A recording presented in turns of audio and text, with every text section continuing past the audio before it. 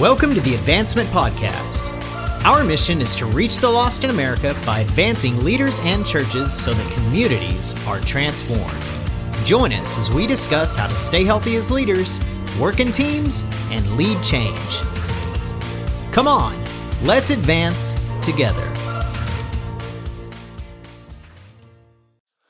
Welcome back to another episode of the Advancement Podcast. Hey, if you like what we're doing here, could you please share it with your friends? Go and rate us on the platforms that you listen to podcasts on. If you watch us on Facebook, you can go like the Advancement page, or you can subscribe to our YouTube channel, Advancement, or you can check us out at advancement.cc.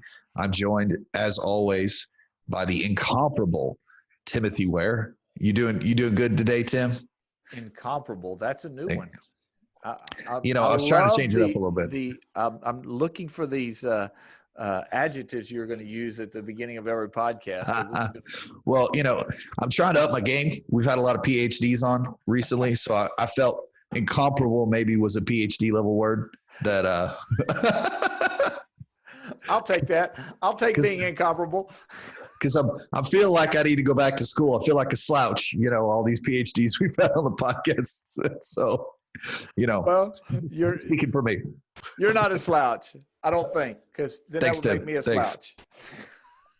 Well, I did get my master's first, if that says anything. You did have your master's degree before I had mine. Of course, you also had your bachelor's degree before I had mine. Did I? Yes. I remember I'm from another generation, and I quit college and went to work. And that's right. You only need the Holy Ghost. You don't need college, right? I'm sorry if I offended. Sorry if I offended you. I'm not going to even get into that. Well, that's probably a good idea. It's since we're talking about all the doctors, it's great to have Dr. Suzanne Macaluso with us today. Gonna call her. I'll just call her Dr. Suzie because I can pronounce that. Dr. Suzie. That's right. Well, that's what it says on her bio is Dr. Suzie Macaluso. She's an assistant professor of sociology and the director of the Pruitt. This is the word gerontology Center at Abilene Christian University. She's worked as a research assistant designing a national survey for Catholic parishes. She's consulted with Presbyterian Church, and she's worked in construction and denominational surveys. She is a graduate. Her PhD is from Purdue University. Go Boilermakers! And I just know that's who they are. I'm not a Purdue fan, but anyway, go Boilermakers. You'll get.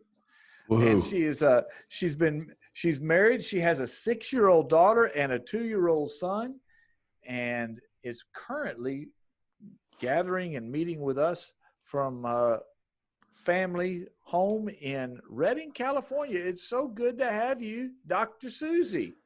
It's great to be back. Thanks for having me. Absolutely. Hey, Tim, I can't pass up, because I always make fun of you for being an old man. I heard gerontology on there, so she can help you understand what becoming an old man really is, right? I'm not sure that was about geriatrics there, bro. Well, it is a center for aging studies. I was trying to sidestep that a little bit. Although we can also help Todd with his ageist attitudes. Yeah! That was phenomenal. It's all the time we have with the Advancement Podcast. Y'all have a good time. We make fun of Tim all the time on the podcast because he's usually the oldest guy in the room, so we just give him a hard time. It is very common for me to be the oldest guy in the room, and then to have a millennial as my co-host, a young millennial. I'm an old millennial, actually. 35. Okay. Didn't we go? Well, we won't go over the age difference thing again today. You could be my dad. It's fine. But it's so good to have you, Dr. Suzie. I wanted to say thank you again for coming back and being with us again on the Advancement Podcast. Our last conversation was tremendous. It just really got my wheels turning. And so let's kind of take your as a sociologist, you look at trends in society, and you compare them to historic trends and things like that. And one of the things that we see is there's lots of conversation about the new norm. I was watching the news this morning, and you're in California, and they haven't reopened the state. We're calling these the reopening editions. We've done with quarantine editions. We're now into the reopening editions. And one of the commentators, they showed that people went to the beach in California. I guess that was Southern Cal, not Northern Cal, but the beaches were full of people, and obviously they're not social distancing because it was full. And this person, or this news broadcaster, says that's scary. Now they're from the Northeast, and so these societal trends, and what we see in history is that after major events, there's the new norm is. There's the short-term new norm and the long-term. There are some things that they just fade away. People return to type a whole lot faster than we want to believe. It's just human nature.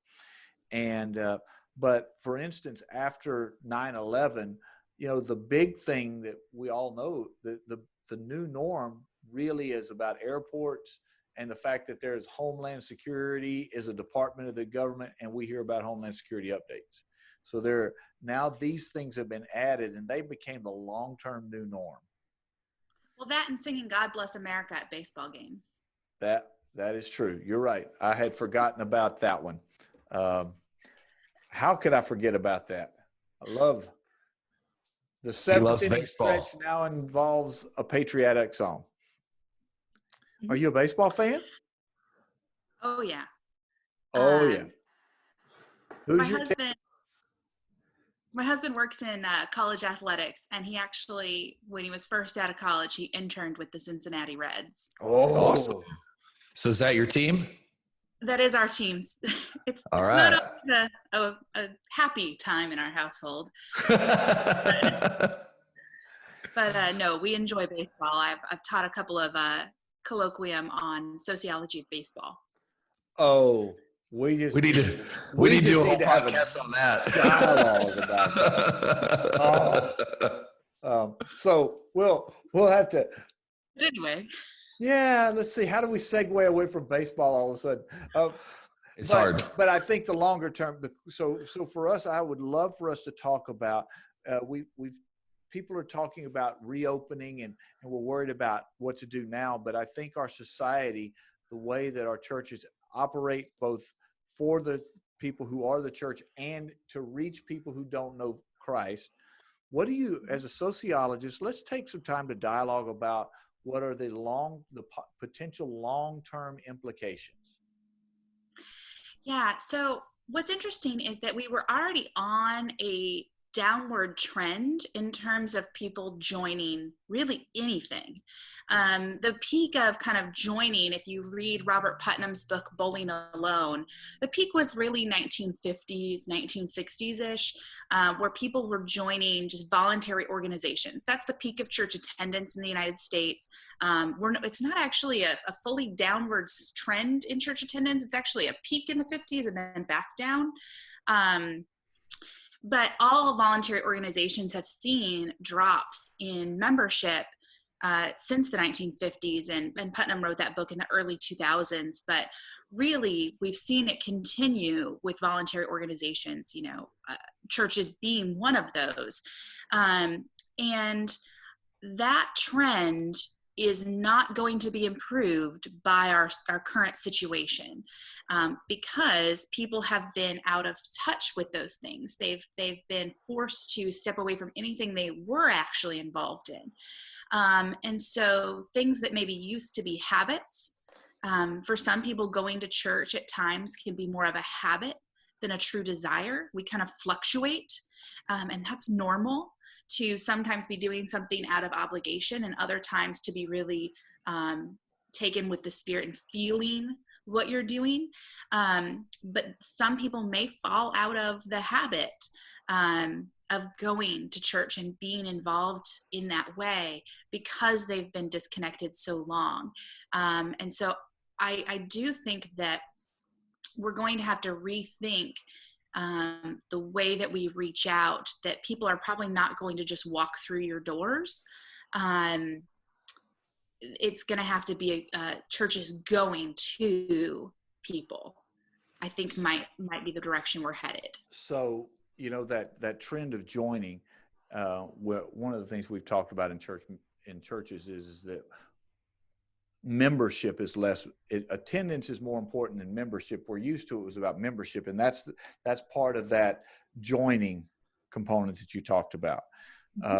We also heard from one of our family experts in one of our other podcasts about the idea of the moving from FOMO, fear of missing out, to FOGO, fear of going out. And so I'm wondering about this, how those things merge, the idea of younger generations are going out less because they do more digitally, so that we don't have and this idea of joining this decline continued, what those intersections might look like. Mm-hmm. Yeah, I think that it's a fairly precarious time for churches, because we know that connection is important to the maintenance of faith. Mm-hmm. It's not just about churches wanting to be big and grow for their own sake, which I think outsiders may think, but we really need to focus on, it's about connecting with people in whatever ways that we can to encourage their faith. And so that's going to look different in the coming years. I don't know that that'll ever go back to normal, because we were already on this trend, and I think this may have sped that trend up. And so I think that one-on-one and small group connections are going to be so integral moving forward. I think that because I think we feel like the in-person big church service can kind of be replaced by watching something online, but the small group connections I think are going to be the key to maintaining faith and encouraging new believers. I think that's there has been a debate among church prognosticators over the last few years about the future of the megachurch. Some guys say the megachurch is going away. Some say it's going to become the norm. But and your statement that the in-person large gathering can be replaced by virtual experience, but the connectability cannot, or mm-hmm. is not as it's not as strong. Mm-hmm. I think that is a interesting dynamic to think about, and I'm glad you said that, because I'd love for our pastors to think about the emphasis on connectability, the relational component of our faith, and mm-hmm. and even when we go to the fact that statistics continue to tell us that and for decades have told us that relational evangelism is the most effective evangelism, rather than large event evangelism, or so this relational component is now. So we asked the question of our counselor, that our counselor talked to us about the fact that there was a trend right now. People were pulling into tight community, and they were talking to their neighbors, and probably that she expected that for a season that would remain small, that would remain true, kind of a return to the neighborhood idea. Do you expect that the trends, the sociological trends will continue that way, or is that a short-term piece in what is, because that's the antithesis of a global society. Yeah. I think that on the short term, we'll probably see a continuation of the relationships that were built during this time. So if you finally learned your neighbors' names, you would probably continue that relationship. But then when one of you moves, that you will probably go back to the old ways where you don't really know who moved into that house. I would imagine that a lot of it has to do with children. And a lot of it, because a lot of neighborhood connections come about through children playing with one another. And so right now we're seeing kids at home that normally would be at school, or, once we kind of hit summertime in June, you would normally have those kids in some sort of camps or programs. And so I think that those relationships will last for a while. But then once we start engaging in these extracurricular things, I imagine that our time restraints will mean that we trade off, and that those relationships with neighbors will probably go on the back burner, while our activities will take precedence once again. Now, I'm not sure, and I'm curious what will happen with kind of family dynamics if people are appreciating the slower pace of life of not being so constantly busy, if they will, if that will continue, if they will say, okay, well, I like not having a sport or an activity for my kids every day of the week, and maybe enroll their children in fewer things. But we'll see. Yeah, we kind of bounced around that with our family and children's person, that idea of a slower pace, that there is a slower pace going on, and how fast will people go back to the original pace, that fall back into that. And, that may be dictated by how fast the reopening phases go, because well, and I think a lot of it depends on if there is a second wave in the fall, then the impact will probably be greater. But if it's just, this past 6, 7, 8 weeks, depending on where you live, then the impact of it will be a little less. Let's take a moment and hear a word about advancement. When I met Tim, our church was at 60 people, and now we have a weekend attendance of over 300 people. The team at Advancement can help your church advance. Do you want to see this kind of growth in your church? Then contact the Advancement team at info@advancement.cc. Now let's get back to the podcast. I'm the pastor, so my mind is, how do I wrap this in a package? So you keep saying, small groups, small groups are going to be key. Are we talking about, the pastor mind goes straight to small groups, like home groups, meeting in the church? That's where our mind goes. So is that kind of what you're saying, or are we going to have to repackage this in a new, different way, because people aren't going to be looking for that coming out of this? And as you go to answer that, Suzie, let me add something to that, the average church in America is 140 people, basically 142. The median church is still 89. Mm-hmm. And so the vast majority of churches don't actually have small group ministries, because essentially they are small groups. Mm-hmm.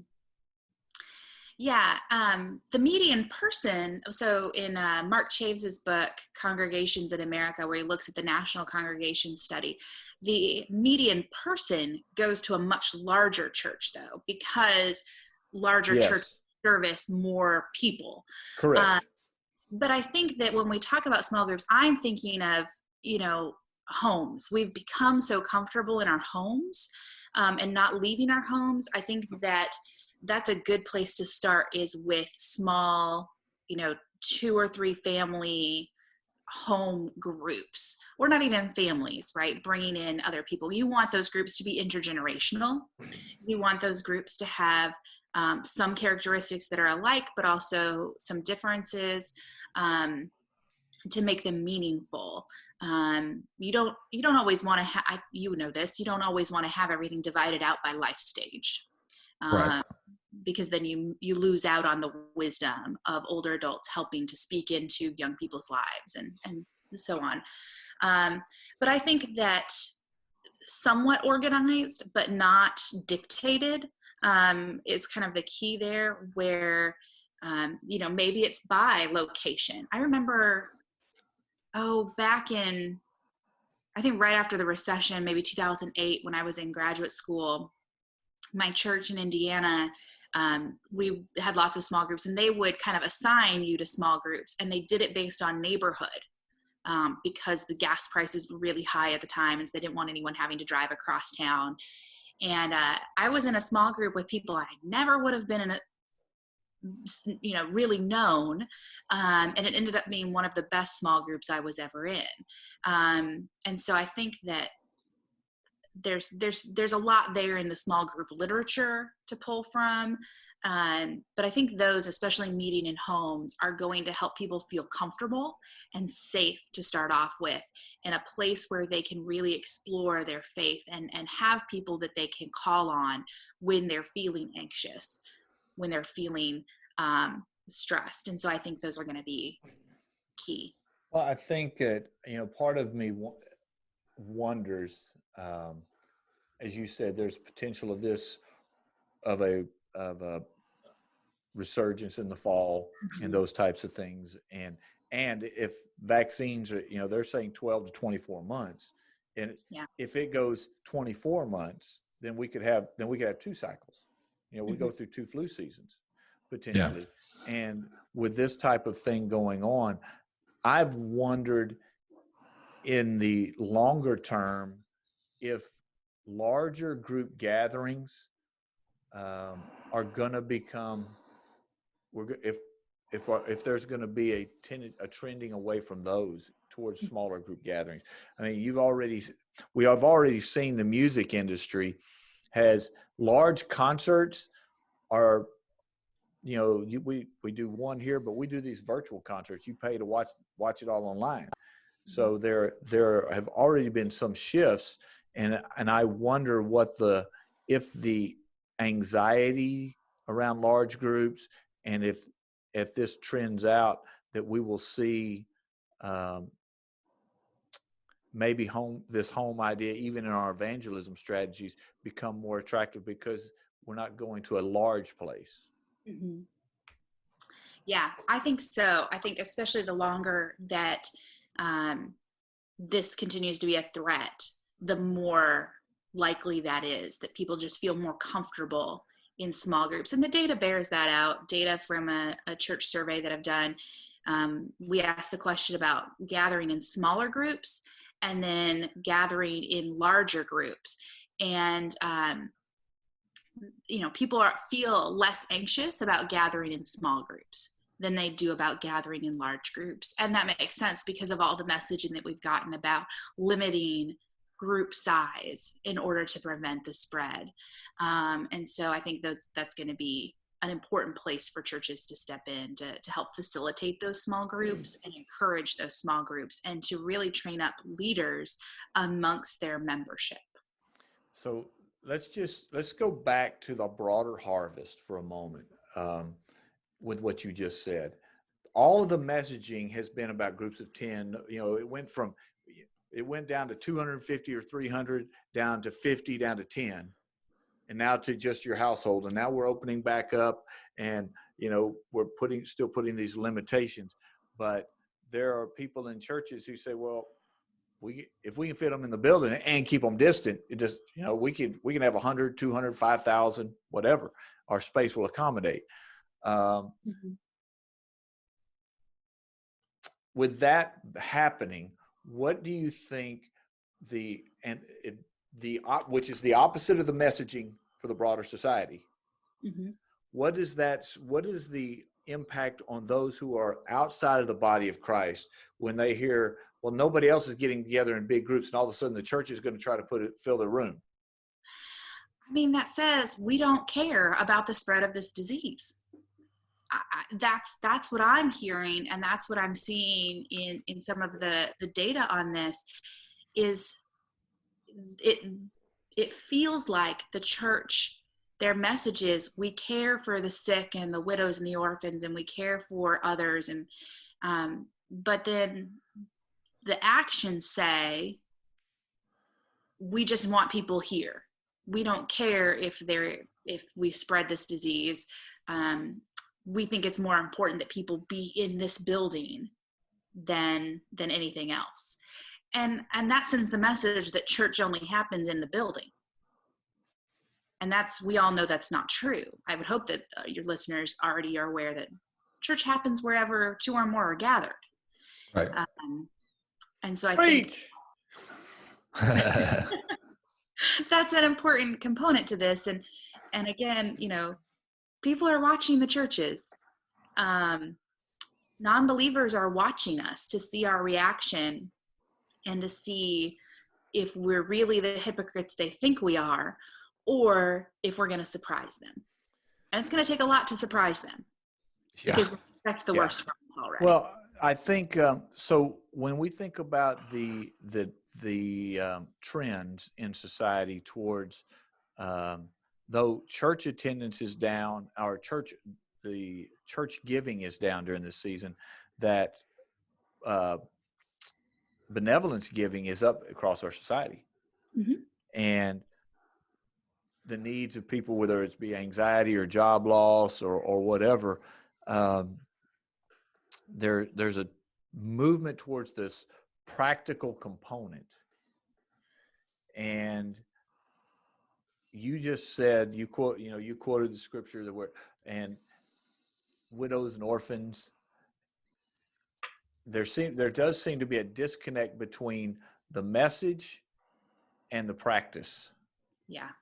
And I think that's the part you used the word in the last podcast, hypocritical. Mm-hmm. And that we have to be careful that we don't produce a hypocritical action, that we don't come across that way. Mm-hmm. So, Dr. Suzie, I'm going to ask you just a straight question, and I know you're probably not going to answer it straight, and that's fine.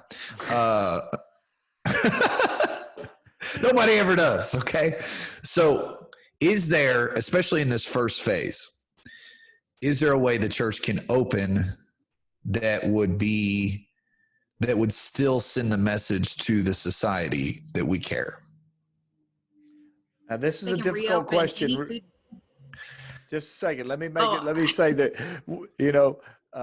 when this podcast goes live, some churches will have already reopened. So if you're listening, this is retroactive data, but you can still apply it moving forward. March 28th, 2020.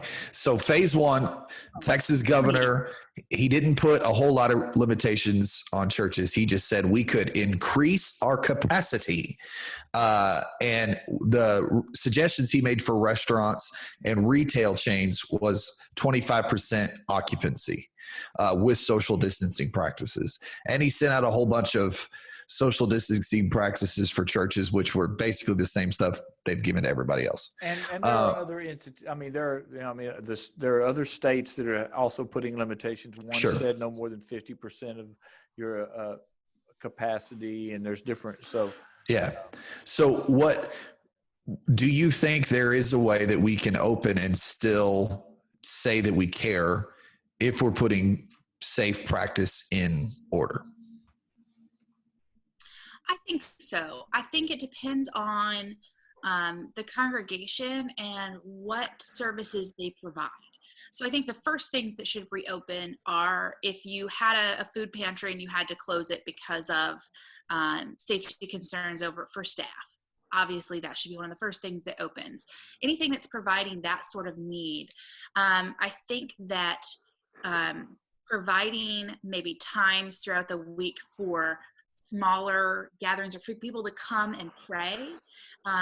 So thinking kind of a Catholic model where churches are kind of always open and people can come in and pray and talk to a minister. And a lot of churches have been doing that, but making that a little more publicly available. I think encouraging small groups that meet in homes or aren't able to meet in homes but can meet at the building. I think the trouble is, if you're talking about 25% capacity, how do you determine when you've reached capacity and when you close the doors? The only way is you got to post people at the door and count and send them away when you have it. That's the only way you can do it. And here's the tension. There are people that are saying register on our Facebook page or online for which service, and they've decided, well, we did one service, we'll do 3 or 4 services, and you register for what service you're going to come to, which is fine. But again, that messaging focuses inward and doesn't include that harvest component. So for me, that's back to that tension that I carry. So, there is a way to do it. You carry a lot of tension, Tim. You need a massage. I do. You're right. Yeah. So, that's one way they're doing it, Suzie, is there's a broad conversation about people registering so that you can say, okay, that's our service. That's so inwardly focused, though. And that also includes anyone who maybe hasn't been able to keep up with church online. Yeah. There's a whole population that does not have access to the internet still, especially in our rural communities. And those are communities where they probably were still continuing to meet to a large degree because there just wasn't as high of a risk in those communities. But now you're talking about excluding certain people, and that I don't think sends a very good message. I don't really know what the right answer is, because I think it really depends on your church, your context that you are in, the demographics of your congregation. How many people do you have who are in high risk categories? How many people do you have who work with others who are in high risk categories? What's right for one church is probably not what's right for another church. That's a great statement. That's true. Yeah, it's tough. Yeah. Yeah. And so as much as you want to give guidance of do this and don't do this, I can't see myself going to an in-person large worship service with more than 100 people for quite a while. And I'm a healthy millennial. My children are not at great risk. I'm not teaching right now, so I'm not really going to work. And I just can't imagine, because I'm worried about the people that I come in contact with.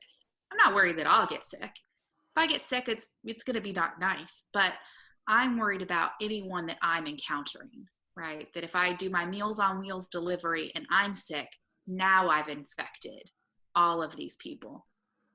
And so to me, the risk is not worth it, because I can stay connected in other ways. And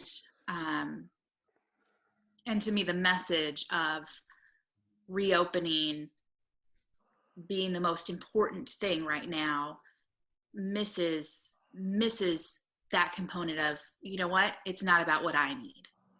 It's about what I can do to make sure that other people's needs are met. Yeah. Wow. So we have to be careful that we don't come across, what I just heard you say, we have to be careful that we don't come across as being selfish. Yeah. Yeah. Wow. And the church of all places shouldn't be selfish. No. Right. The whole point of the church is to serve. That's a powerful way. We're coming to the end of our time, and I want to say thank you so much. Yeah. A lot of this conversation we just is as a resource. We're trying to not tell pastors, but we want this to be thought-provoking things that they take in when you're talking with your leadership, that you take into your prayer time, that you say, okay, Lord, how do we navigate this? we need to, because we have to be aware. Most of our pastors are highly and keenly aware of what's going on with their congregations, but our witness is greatly affected. And so this is a huge thing. Todd, what's your takeaway from that dialogue there, bud? Whew, nailing it down to one. Let me give you two. First, I really like what you said. It was much earlier, but me having smaller kids, I really like what you said about our connections as adults often happens around what we do with our kids. Mm-hmm. I think that is very key for us to understand in church leadership and how we connect our families and things like this. And really, like kind of the last thing you said, we've got to do this in such a way that we do not come off as selfish. And that's really kind of been my thought. You know, if we roll out meeting in person, we're still going to we'll have limited options in person, but still have all the options online. And I think for the time being, until everything is lifted, we're going to have to do both online with limited in-person exposure. And we're just going to have to offer both for the time being, no matter, it is a pain. I understand it's a lot more work on people, but it's just what we're going to have to do from here on out. And everything that we do in person is going to have to be very scrutinized. And because we got to know that people are going to come in and grade us with the same grade that they're giving Walmart. And they're going to post about it on Facebook with the same way they're going to post about it with Walmart. And so we just have to think through those things and only open when we're prepared to do them. Yeah. Wow. So Suzie, if somebody, if there's a listener and they say, hey, I'd love to contact her. How can people contact you and get more information about you? Yeah, so you can always email me, suzie.macaluso@acu.edu. My Twitter handle. Spell Macaluso. You need to spell that right there. It is Macaluso. And it's Suzie with a Z, not an S. Yeah. Okay. Suzie. All right. And then my Twitter handle, and I'm sure you'll post this in the notes, is @SC_Macaluso. And then you can also follow the Pruitt Gerontology Center on both Facebook and Instagram. I think our Instagram is PGC@ACU. And we post lots of inspirational things and positive images of aging there. It's not quite as church related. And then I also write for the Cyber Institute's Mosaic blog through ACU. So I'll send you links to those. That's great. Well, thank you so much for being with us. Yes, today. Thank you. I hope you enjoyed your time. We've had fun, and we'll see all you guys next time on the Advancement Podcast Reopening Edition. Yeah, kind of. If you would like to keep this content coming, all Tim and Todd ask is $1 per show. See how to give, maybe even sponsor an episode or series on the website advancement.cc. Until next week, continue to advance the mission of Jesus.